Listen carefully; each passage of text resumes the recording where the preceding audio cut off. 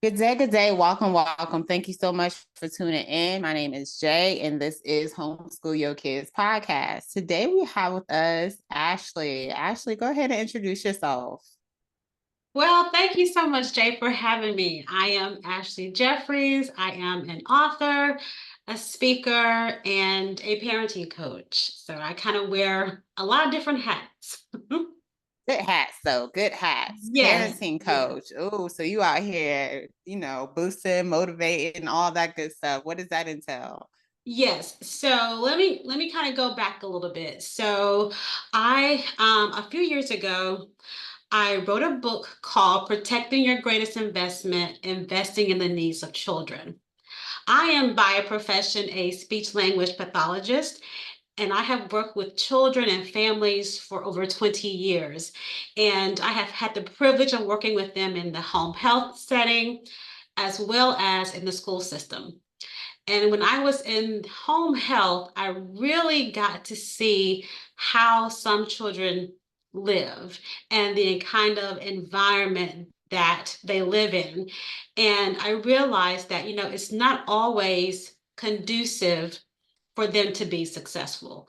And then I really got to see that home Mm, life connection when I transitioned to the school system, because I really got to see how some children struggled academically, but it was kind of they weren't in the best environment at home, whatever that mm, environment was. It just wasn't conducive for success. And I felt like sometimes parents just needed just some resources, just some strategies, some tools to kind of help them on their parenting journey. And so that prompted me to write a book as a resource. And in the book, it talks about five categories of needs that sometimes that children have that sometimes go unmet. So it talks about the mm, physical needs, so like their physical activity, their eating habits. It looks at their emotional needs, like how are we as parents fulfilling their need to be supported, to be understood, to be validated? How are we creating a loving, caring environment for them? All those needs that sometimes we just not intentionally overlook, but sometimes we just don't really pay a lot of attention to those needs. So that's the emotional piece. It also looks at the relational piece, the relational needs that children have. So, how are they able to interact with peers? How are they able to interact with other family members?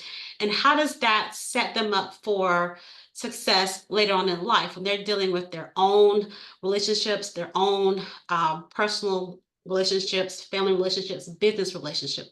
What kind of environment is setting for them at home to kind of help them be successful in that area? And then it also looks at financial needs. So, because as parents, we want our children to be financially independent. We don't want them to be 20, 30, 40 years old and still having to financially depend on us. We want them to hopefully be financially independent. And that really starts with ingraining in them early values about money and finances and savings. So it kind of looks at that need too. And then the last area is just their spiritual needs. So, not necessarily, what religion you promote or believe in, but more so what morals and values do you instill in your children? And how are you instilling those values in your children so that you set them up to be successful later on in life? And so, when I wrote the book, um, I felt like I needed to do something else, to be more of a resource to parents. And that is where I kind of transitioned more into like a parenting coach. I went and got certified to be a coach. And I feel like that is kind of where I can help parents the most, giving them the tools and the strategies they need based on those five categories of needs that I mentioned in my book, to help parents be to help parents be successful in their parenting journey. nice. So they're like paired together. So you gave them the tools and methods and everything else in your book. And then you also offer a service where you're able to help it be more tangible as far as let's put this into practice by doing this, and you can consult with me and make sure you're on the right track or build these certain skills, because a lot of this is not this first time information for a lot of parents, right? Right, Like right. the kids don't come out, I talk about all the time, they don't come out your vagina with any kind of rule book or any kind of like That's manual that right. goes along with them. Hey, when you do Right. this, I'm going to do this. When you do, it doesn't, none of those come, no kind of blueprint or anything with all of these lovely individuals that we birth. And so we need these type of tools. Yes, it's very um as you said, kids are not born with a manual, and it takes a village to raise children. And that village could be extended family members, but can also be like parenting coaches, educators, whatever you need in your village. I want to be a part of that village to help you to Nice. um to better parent your child, to set them up for success. I want you, and that's the whole idea about investing in your children. I feel like it's really important that parents really adopt that mindset of the things that I'm doing for them, I'm investing in them. And you want to get a return Long on your term. investment. Yes. You want to be able to say, oh wow, my child has went on and done X, Y, and Z because of the investment of my time, my resources that I made in them when they were younger. Wow, look at the return I have. And that's one reason why I chose that title, because I really want parents to look at it as these years, from birth to 18, you are really investing in them, and you're hoping that the investment that you make is going to pay off. Indeed. And I love that title. That's what caught my eye. And is it investing in your greatest asset? What is it? Yeah, it's Investing, protecting your greatest investment, investing in their protecting your, needs. yeah.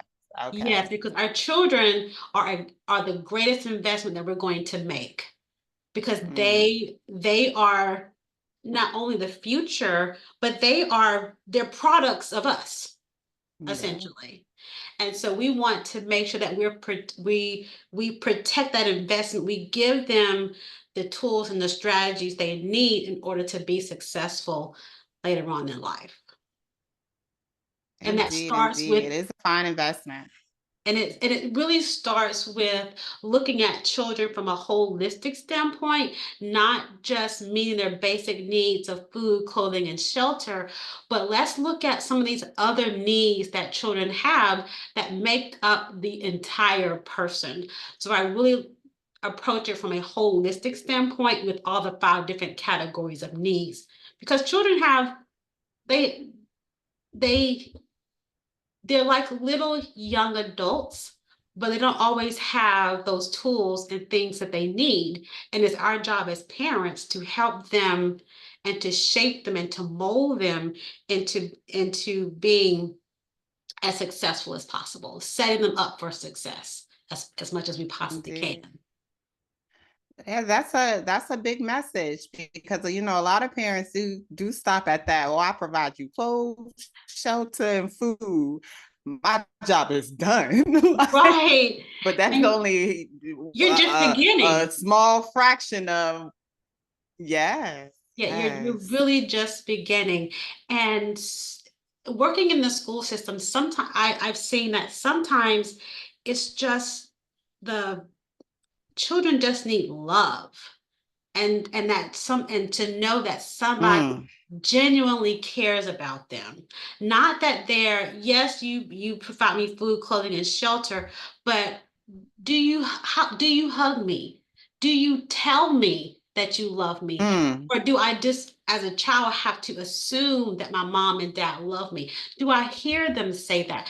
Do they show me mm, affection? Do they give me hugs and kisses and pat on the backs and you can do it and way to go? Some kids just don't have that.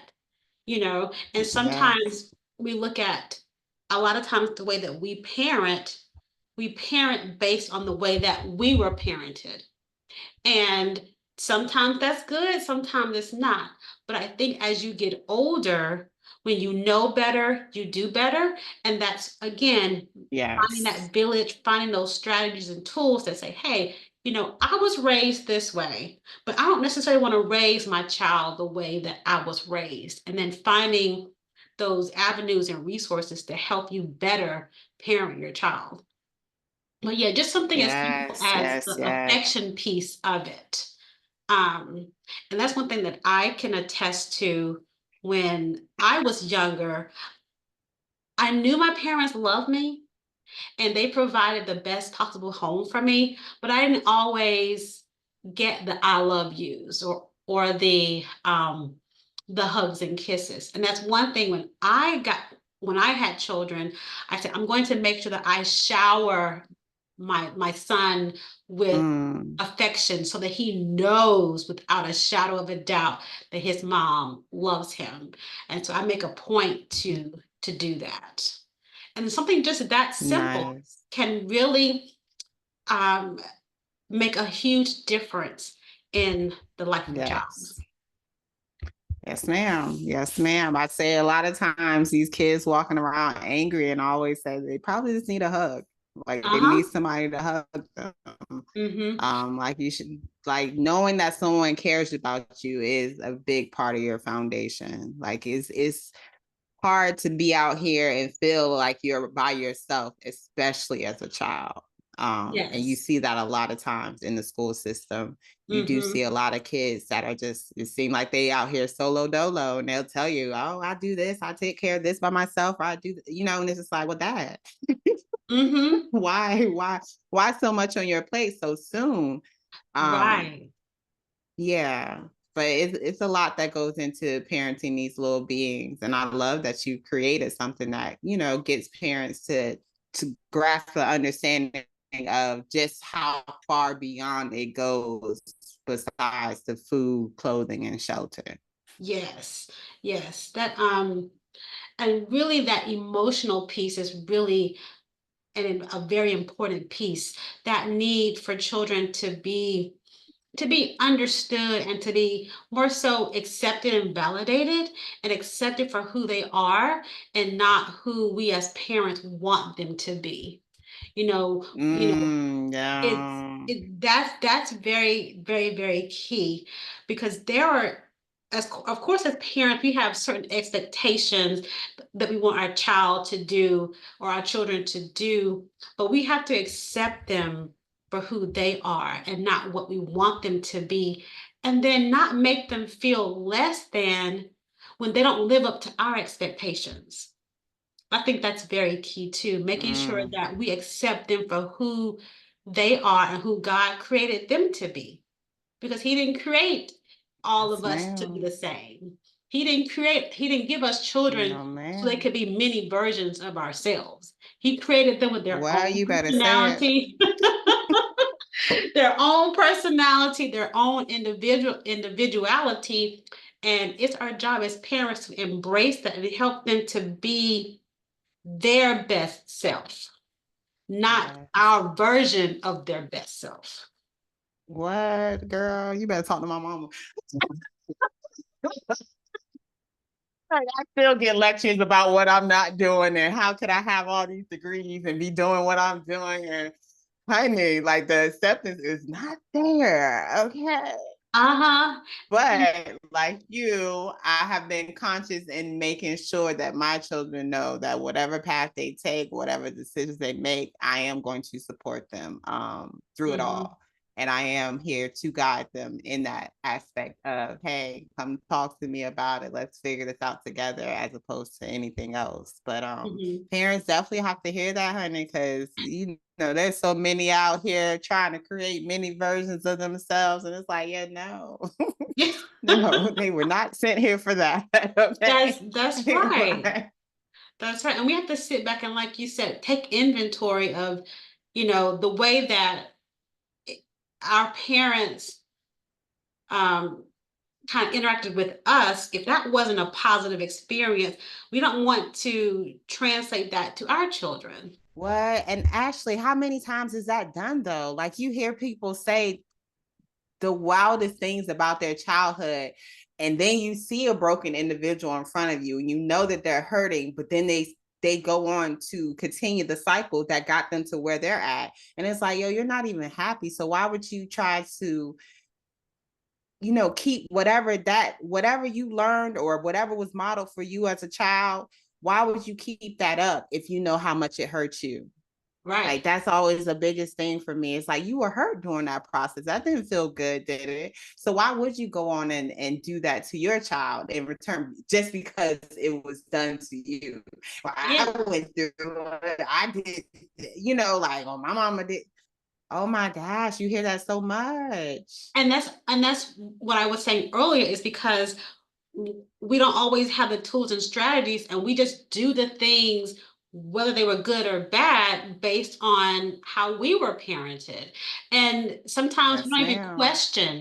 we don't even question, we just do, because that is the way it was done to us, whether it was fair or not. Yeah. And that is where you have to really take inventory and say, what is it that I want to instill in my children? How do I want to parent my children? And I think that's a conversation that sometimes don't always happen. I can say that when I found out I was pregnant, that was like, it was, my son was a surprise. So it wasn't that he was planned. And so I really had to, when I found out I was pregnant, I really had to shift into like, oh my goodness, I'm going to be responsible for another life. How am I going to take Totally. care of this new life that I have, that I've been put in charge of? How am I going to make sure that his needs are met? I started having those conversations, and that kind of led me into, okay, well, I want to make sure I do this, I do this, I do this.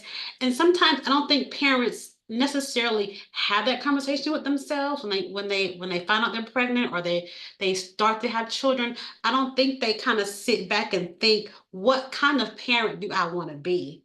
And then really meditate on that, and then come up with answers. Well, I want to be this kind of parent. I want to be supportive. I want to be loving. I want to be accepting. I don't think sometimes parents do that.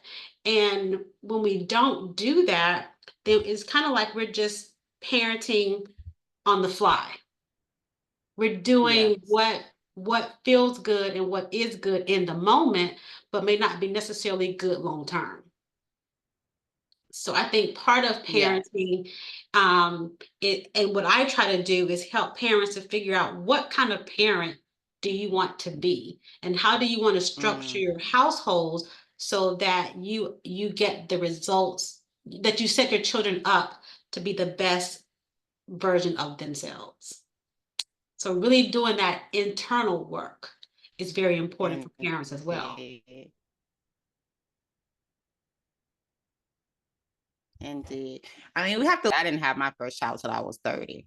I couldn't imagine being a teenage mother. I couldn't imagine being a mother in my early 20s, like I 21, couldn't either. 22.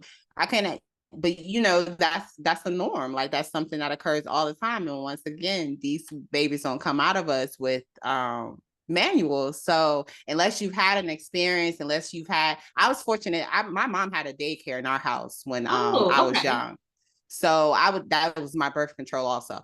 But that was but that was a lot of information that was given to me during that time. Same as my sister, who was a teenage mother. She had my nephew at 16, and I was only 12 at that time, my first nephew. And so that in itself, once again, gave me a lot of practice and experience with children. So by the time I had mine, of course, especially after being in the classroom and substituting for over 8 and all that good stuff. However, there are a lot of people who are approaching parenthood have never even changed a diaper before in their life, who have Mhm. never held, like, fed a baby, like, held a newborn, any of those type of things. And I always think about the fear, because I talked to a lot of my former students, and one, when she had her first child, she was 20, but she was scared. She verbalized that to me, like, I'm scared, Miss Carter. I don't know what to do. Like, I don't know what to do, oh baby. And She was just coming honestly because you don't know, especially at that young age, if you have not Mm-hmm. been around babies or made to take care of children or anything of that nature. This is all brand new. Yes, yes. And it's funny you say that because I had my son when I was 34. And I remember the first night I brought him home, my mom, I was blessed to have her stay with me a week. And I remember that first night, it was time for me to give him a bath. And I Mm. looked at her like, I don't know how to bathe I him. know, I've and it's still never got been. the umbilical cord on. It's scary. It's like, yo, And, should I wash that? Am I supposed to even touch that? and Like, she does was that hurt them? I know, and she was like, "Well, just wash me. You know, you wash and you're gentle and you do this and you do that." But I was thinking to myself, I have this baby and I don't even know how to wash him. I got to bathe him Mm, properly. So I was 34, so I can imagine when you're right? 20, 24, what that would feel like to have not bathed or fed a baby before. So it's funny you say that because Exactly. I remember having that thought in my head. I was like, I don't know how to bathe this baby. What y'all want me to do with Did I this? put it in the sink? What do I do? Did I put it in a what do you call it? Like a little foot spa thing? Because he's Uh-huh. tiny. He's tiny. I Right? didn't know what to do. And she kind of walked me through that. But so I always think about that when people talk about just not knowing what to do when they have a baby because I didn't even know how to bathe him when he first came home. So Exactly. There is like it's so foreign. Everything is so foreign, so new, especially when it's your own too.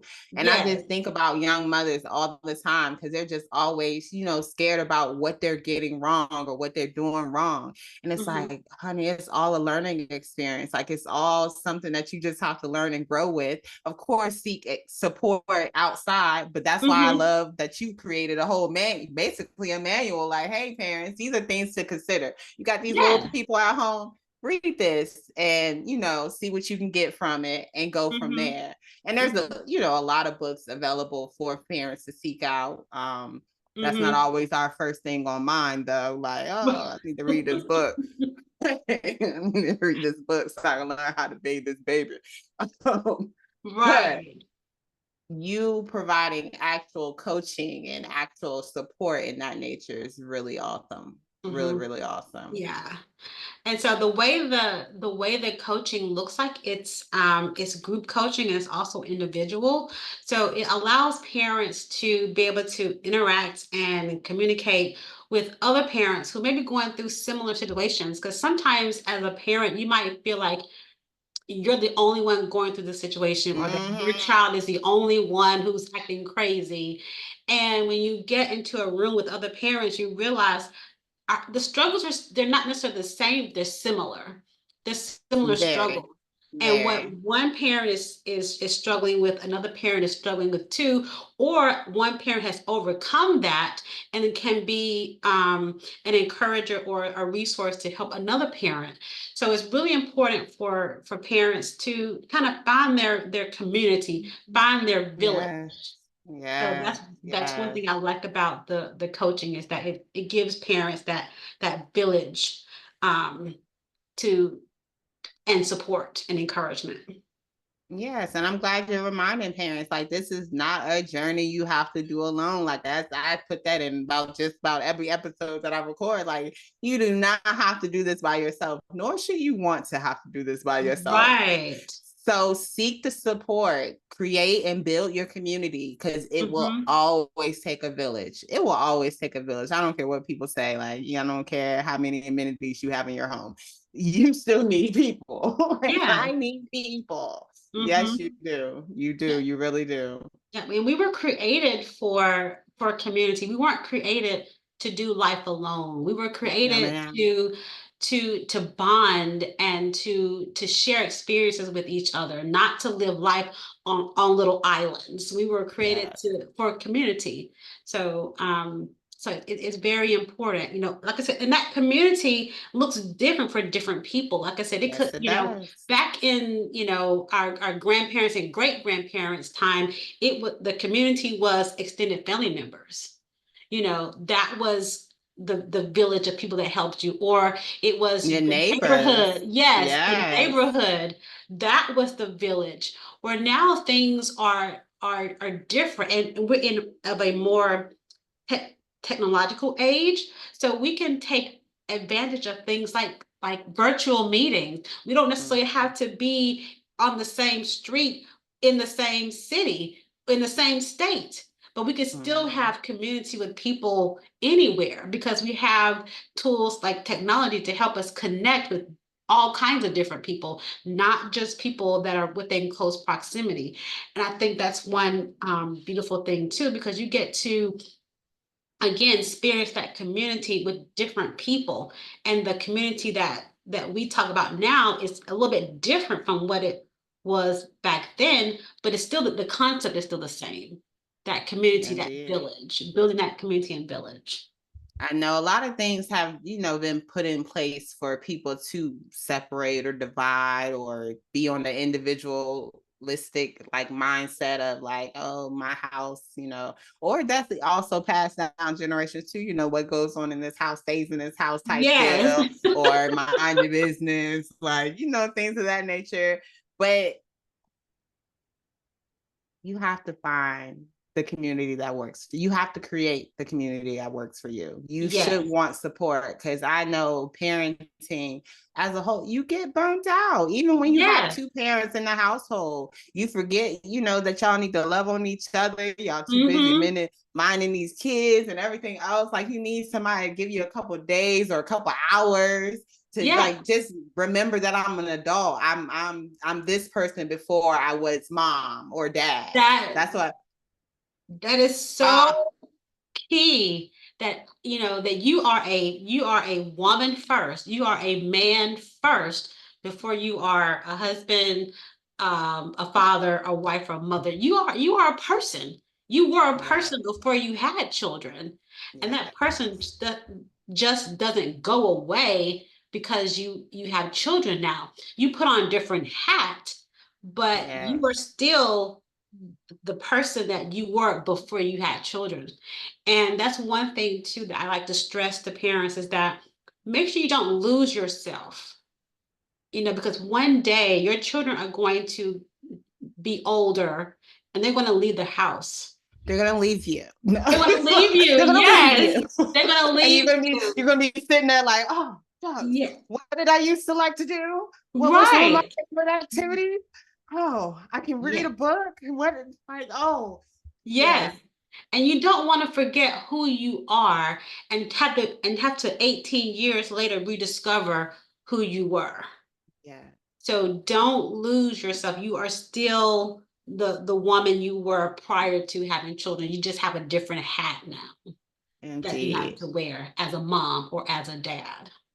I know it's hard to do when you wear a lot of hats too. Like, I Mm-hmm. know it's definitely really, really hard to step back and just be like, yo, I'm me. Like, Yes. before I'm your mom, I was Jay. Before Mm-hmm. I was your mom, I was the, like, parents really have to, because that's a hard thing to do. Parents really, really lose themselves in their children. And then that's Mm-hmm. how you get the obsession with creating many versions of yourself, because it's just like, oh, well, they do everything with me, or they like, Mm-hmm. like, no, remember you. Remember, take time for you, even if it starts with just being 10 minutes out the day, 20 Right. minutes out the day. Like, build up to, that individual time that you can sit and rest and self care, pour into Mm-hmm. all that good stuff. Because if not, you lose it. That's right. And it's important that you have to pour into yourself so that you can pour out into others. Yes. If you are empty inside, then you have nothing to pour out to your children.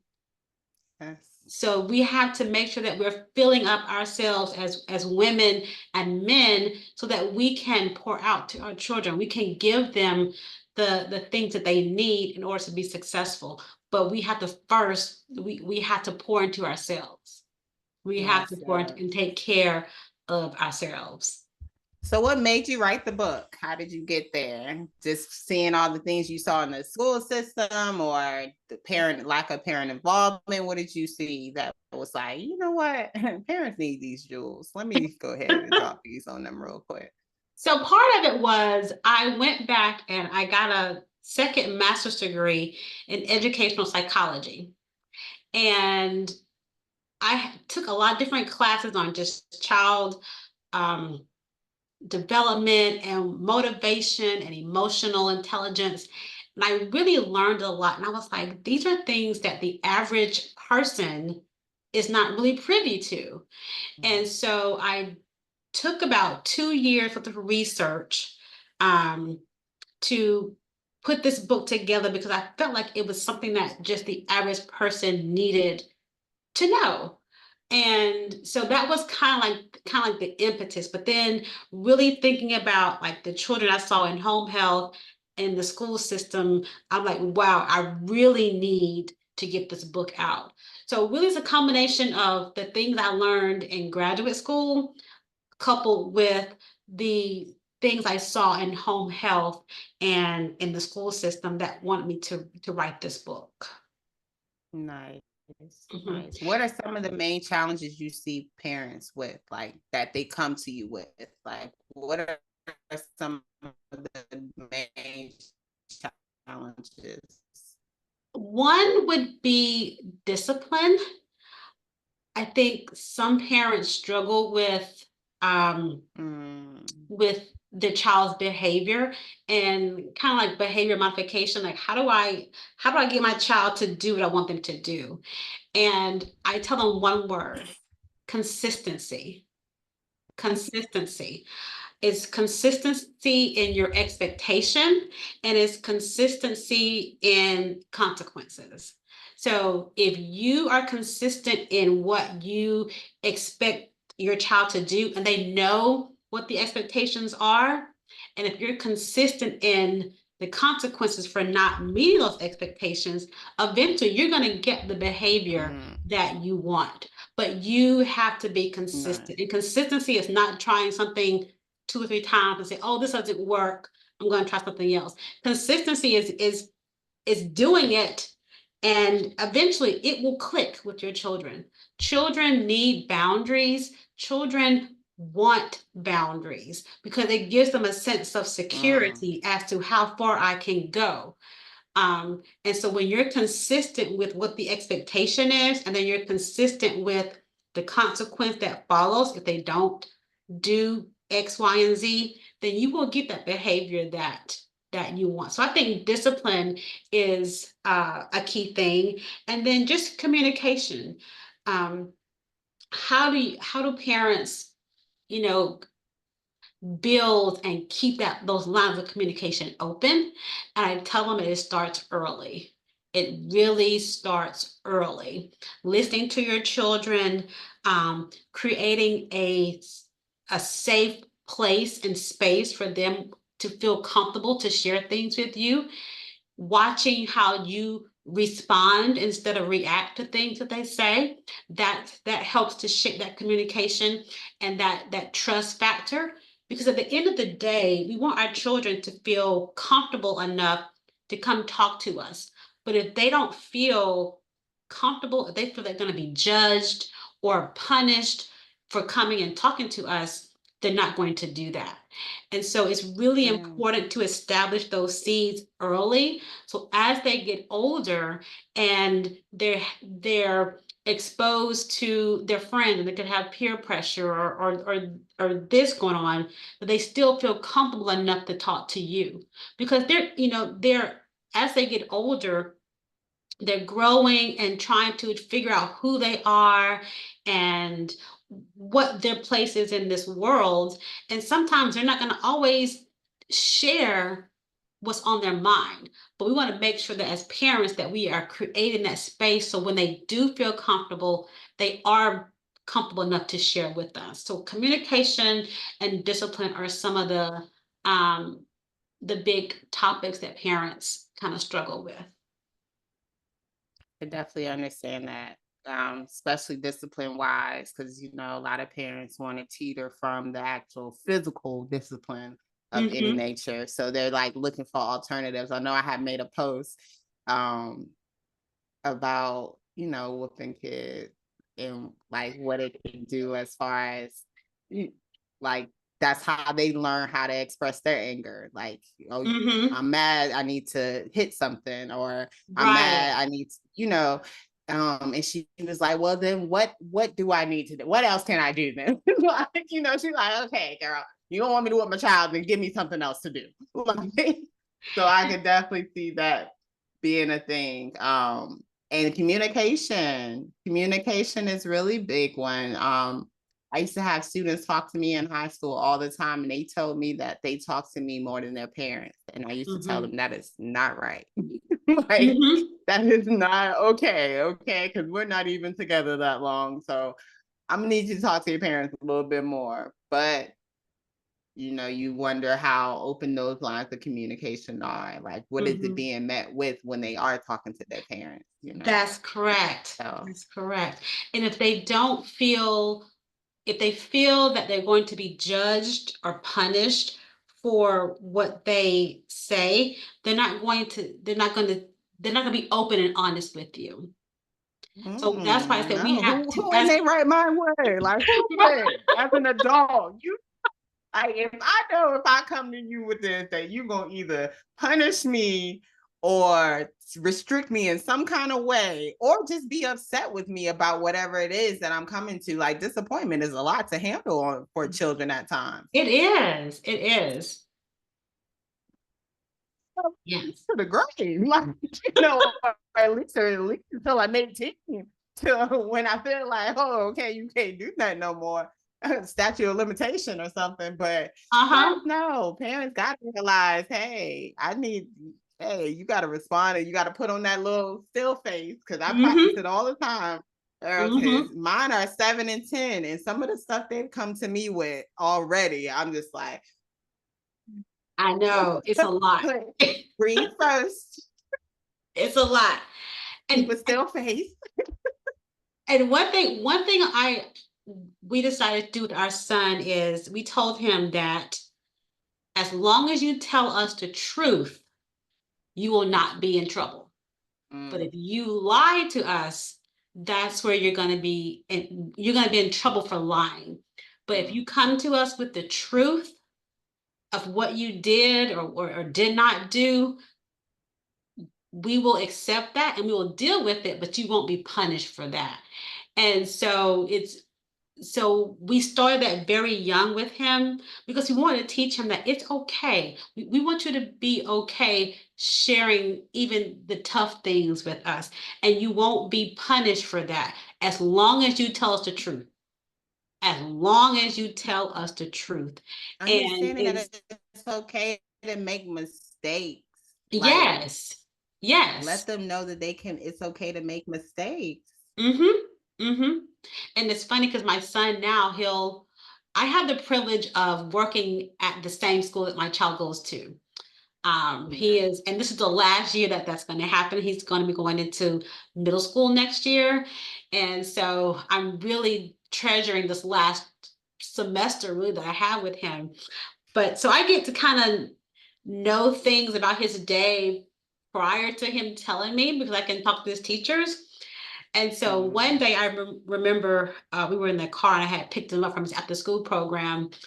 And I was like, so CJ, how was your day? And had already talked to his teacher about his day. And it wasn't a very good day today. And I said, did you have a good day? I said, what happened? And he was like, if I tell you the truth, will I be in trouble? I said, no, you won't be in trouble as long as you tell me the truth. And he told me the truth of what happened. And then we worked through it. We talked about it. But I wanted him again, I think he was third grade then. But again, I wanted him to know that I can come to my mom and dad with this bad thing and it will be okay. I'm not gonna be punished for coming to them and telling the truth. And I think that's again so important So now as he gets older, he shared things with us that weren't the best thing, but he's comfortable enough to know that I can share this with my parents. They're not going to jump down my throat. They're not going to embarrass me. We're going to work through it. And that's part of what I help parents do, is to respond instead of react to situations. Respond to what your child is saying. Don't react to what your child is saying. Yes, yes, yes. Very important. Very important. That relationship factor. How do you feel about the friendship and children? Are you one of those like, yeah, I'm not your friend, like, not your friend, back up? Or do you see the benefits in a child seeing you as their friend? Like, I I guess I'm a little bit old school. I feel that there needs to be a certain level of respect with the parent-child relationship that may not always come if you're friends. I think there's a mm, time and place for you to be friends with your child, but I don't think when your child is 7, 8, 9, that's the proper place for them to be your friend. I think if you set a good foundation of respect early, then as they get older, then they can become your friend. But I think when they're younger, it needs to be a certain level of respect. I need to see my mom as an authority figure, not as my buddy on the street, my buddy at school, if that makes sense. I'm a little bit old school with. yeah. No, I get it. I get it. I understand and I respect it. I just always ask in regards because I know it differs with everyone. It all Mhm. depends on who you ask. But yeah, no, that's what it is. Yeah. I like it. I like it. So you say you still work in the school. What do you do Yes. in the school? So I am a speech language pathologist. So I Okay. help children with their communication skills. So I work a lot with special needs children, children who have been diagnosed with autism spectrum disorder, children who have been diagnosed with Down syndrome, or just an overall developmental delay. So that's kind of what I do, and just working on tools and strategies to help them be able to communicate more effectively. Nice, nice, nice, nice. And your son, he enjoys the school that he's at? Yes, he's been there all of his elementary years, and so he's enjoyed it. It's been a good experience to be able to be at the same school with him. Again, Yes. I feel like I have like I know about his day. I know about what's going on in the school, what activities they're doing. So I can ask him questions about his day because I'm kind of privy to some of the information, because I'm in the school and I know what's going on. But that's one thing I do share with parents, is to make sure that you ask them about their day and not just stop at, oh, how was your day? Good, and then keep going. No, what was good about it? Yes. What wasn't a good part of your day? What did you learn in reading? What did you learn in math? Don't just, ask those questions to kind of see, really and truly how their day was.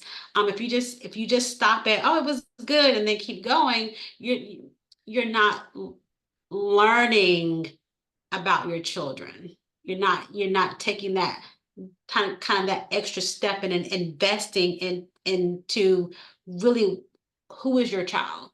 What do they like?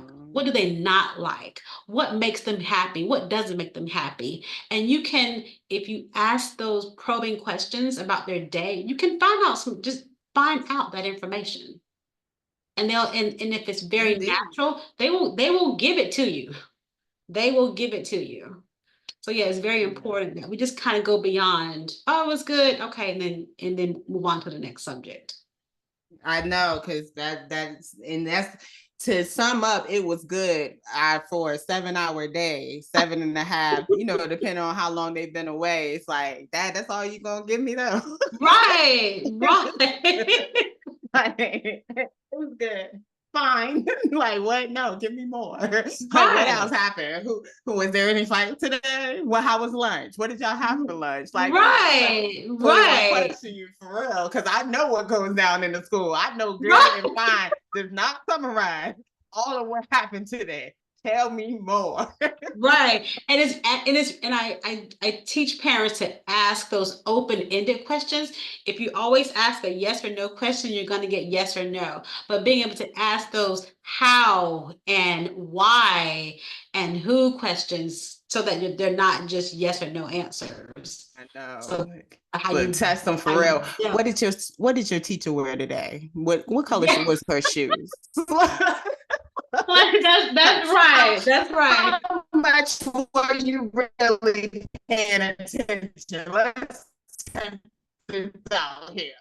Yeah. Yes, no, those are important. I talk to your kid, resounding message up here. Talk to your kids, talk to your kids, talk to your kids, especially if they are in a public school setting that you are not in with them. Talk to them because those days are filled with plenty, especially the older they get. You said you about to take on middle school, honey. You better keep on with those questions. Yes. Line Yes. them up. So why they still fresh? Because you say you ain't about to be in the building with them anymore. So you I ain't gonna have know. your inside scoop. So now you really got I really have to stay on top of it. Really have to stay on top of Yes, it. Yeah. ma'am. Yes, Yeah. ma'am. But I I feel love I it though. I love Go ahead. I'll also say but I really feel like with my son, we have set a really good foundation.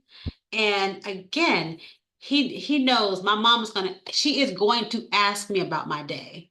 She is not gonna ever pick me up and we just get in the car and talk about something else. She is going to ask me about my day. She's going to ask me specific questions. And so that's not gonna change when you get to middle school. The expectation is there. So I'm gonna keep doing what I've been doing. More And questions. yeah, more Ask more. questions. More questions. Yes. Yes. Yes, the higher the level, the more questions that's gonna come at you. Like just know That's that. right. But it's really important. I love what you're doing because parents have to understand that relationship factor, like the relationship as a whole, even like with the boundary set or being the authoritative figure. You still have to have a relationship with your child. Like that Right. is so important. So important. This is Right. the much as they preach to teachers about the same thing, building a relationship with this, with your Mm-hmm. student. Same thing with a parent. You have to build a relationship with some kind of foundation, like you just spoke on. There has to be some kind of foundation in your relationship that allows your child to see you as a source, Yes. as a guide, as Yeah. someone, a trusted adult, like just anything that's going to keep them coming back to you with one, all of the things that they're learning throughout their day, and then two, the questions that they have about their life and future. Because a lot of these questions, I don't want to be routed to their peers. Like I want you to come Right. and ask me, let us Right. talk about it, or at least fact check with me or something, like something Yes. that you heard, because it's a lot of information being tossed to these kids on a daily basis, if not from their peers and from their lovely, cellular devices, the social Mm-hmm. medias. It's just so much information, and a lot of kids don't have adults to guide them through it or to help them to Right. understand what it is that they're even taking in. So I just talk to your kids. I'm so glad you came with that. Talk to your kids. Yeah. Talk to your kids. Yes. Yes. Yes. You Yes. have to. You have to. Yes. So what's next? So what is next? That's a good question. Several people have asked me, am I going to do a second book? Okay. So I don't know. That's something I'm kind of tossing around. I would just love to really reach more parents and really just focus on serving more parents. The So coaching aspect. yeah, from the coaching aspect, yes. Yes. Okay. So I could see workshops and different webinars and things of that nature in your future. Possibly, yes. No, Possibly. parents need the support. Like I know Yes. for a fact, parents need this support. So I love everything that you're offering. I love everything that you're doing. Where can people find you? Where can we get your book? Like, tell us. Yes. So my book is available on Amazon. If you put in protectingyourgreatestinvestment.com, protecting your greatest investment, investing in the needs of children, you'll be able to find it there. You can find me on Facebook at Ashley S. Jeffries, or you can find me on Instagram at The Grasshopper Coach.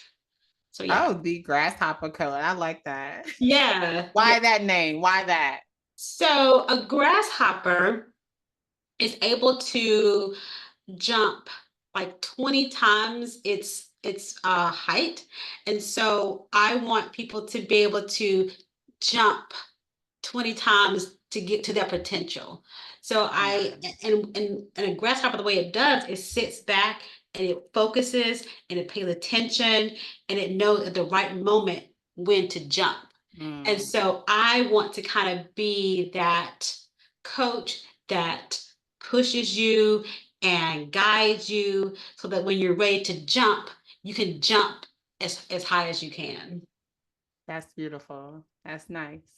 Yeah. So before I let you go, I need three things that you would tell parents to just help them along their way, like help them in this whole little parenting ramisphere that I think I just made that word up, but just what can you give them for some motivation to keep it moving? So three things. I would say the very first thing is consistency. Mm, Consistency in what you expect from your children, and then consistency in the consequences when they don't um, do what is expected of them. okay. I would say number two, communication. Make sure that you keep the lines of communication open and that you create a space where your child feels comfortable enough to share things with you. So really keep those communication lines open. And then the last thing I would suggest for us parents is grace. Give yourself grace because you will make mistakes on this parenting journey. So I would tell parents first consistency in what you expect from your children in terms of their behavior, respect, whatever it is that you expect, consistency in that, and then consistency in the consequence when they don't live up to those or when they don't meet those expectations. So consistency in expectation and consistency in consequence.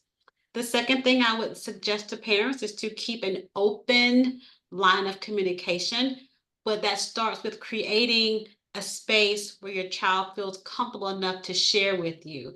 So creating an environment where they're not punished or judged for the things that they say. And then three is grace. Allow yourself grace as a parent because there are no perfect people, so there are no perfect parents, and that we are all going to make mistakes on this parenting journey. But give yourself grace to know that it's a learning process and it's going to be a lifetime of learning, a lifetime. You don't stop learning to be a parent when your child is 18. It's a lifelong process. It just takes a different shape, a different form. So give yourself grace because you're going to be continuously learning on your parenting journey. Yes, yes, yes. That grace is really important because parents be hard on themselves. I It's like, yo, know. relax. This is not an easy task, believe me. No, it's Okay. not. No, it's not. But you're doing great. Like Well, learn thank from it and you. keep it moving. Thank Yes. you. Thank you. Yes, no, you're amazing, and I thank you for creating look, a manual for parents to be able to access and learn about the lovely, lovely investment that they have created, the asset. I guess it's an asset, right?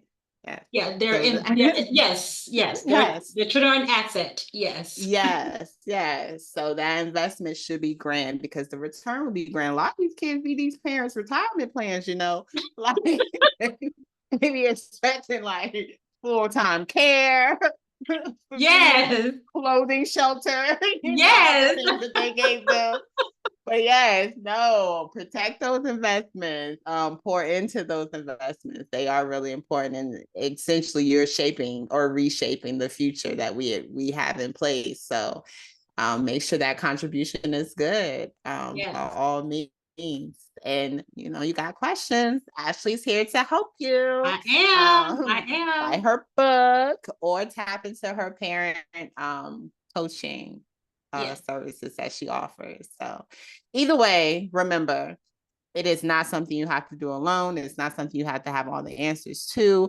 It just takes you doing the research and finding the community that works best for you. So Mm-hmm. reach out, find the support, access the resources because they are there. Yes. Okay. Okay. You got this. Homeschool your kids.